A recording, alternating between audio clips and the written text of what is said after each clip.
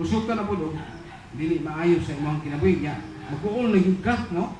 Kay kining tao magsunan, kung magiskot ka o kalipay, mo ni gusto sa tao na maangkon niya ang kalipay, no?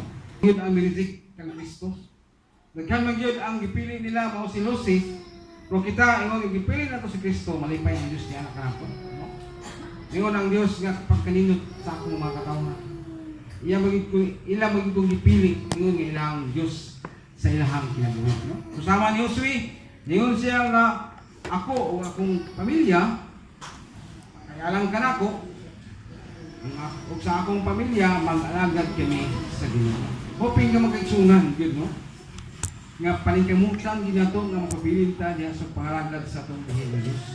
Hinumdumi imong igsunan kung kita mapabilin ta kang Satanas, hinumduman nato nga kang Satanas nagit kaniya ang pagka nangingon ta nato nga pagkama dinong tanon nga tao. Pagka dautan, no?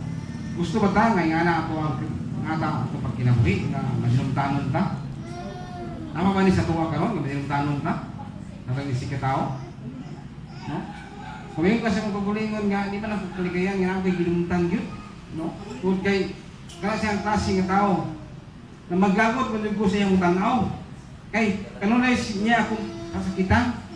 Kanunay niya akong kanabang tamayo. Maglagot man ko, no?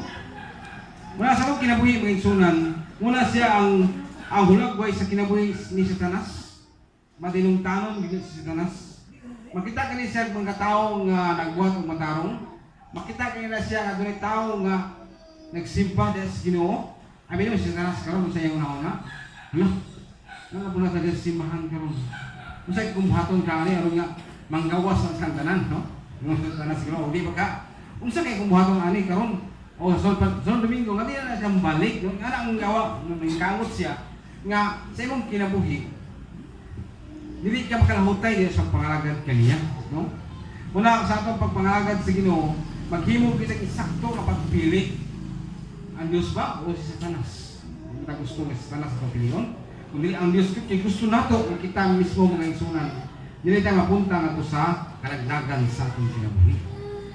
Ako ikaw nga panahon na makita nimo ka di ba mangutana ka tanang maging sipas Ginoo. Yan bagi ko sa Ginoo tanan, no? Kay nga nga pagpangutana ba?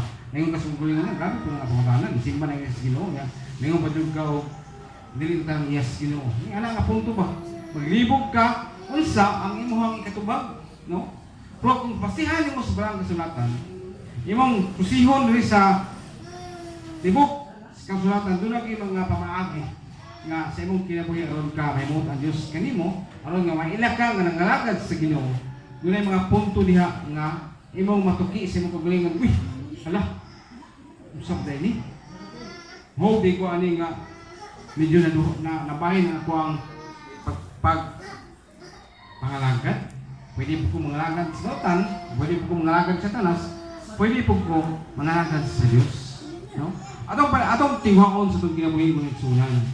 Kung nangalagad ta sa Ginoo, maningkamot ta nga pabilin ta diha sa Ginoo. Sa Dios, no? Kung napaman nimo ang pagbati nga wala ka kay Satanas, kung gusto nimo nga malipay ka sa mangutang iya sa yawa, no? Ibatuki na siya. Pwede sa ko. Tinagi sa ngalan ni Ginoong Hesus, ikaw dautan, dili ka makahari sa akong kinabuhi. Kay gusto nako nga si Ginoong Hesus di maghari sa akong kinabuhi, no? Nay mga panahon nga maglibog ka sa imong kaugalingon, no? Kay gusto nimo nga sa imong pagpadayon diha sa pagkinabuhi nga walay makahatag o kahasol kanimo. Gusto ko kalipay tanan. Kay kung niya ka padayon ka sa pangalagad sa Ginoo, daghan ka o matagamtaman nga ka malipay o kay gusto ko kalipay may biya na sulti man po nga iyo kay kaya sa nga punto maghatag ka nimo karahot sa imong espirituhanon nga bahin. So hihip ka sa mga maglisod yung ko, no? Pero, kung ano na kayo sakto nga pagpili sa luha ka, galo nimo, aring kita dapat kang Jesus Christ, no? Hoping, no, na piliyon na ko sa Kristo sa itong kinabuhi. At kanang bahira sa imong kaugalingon karon kung sa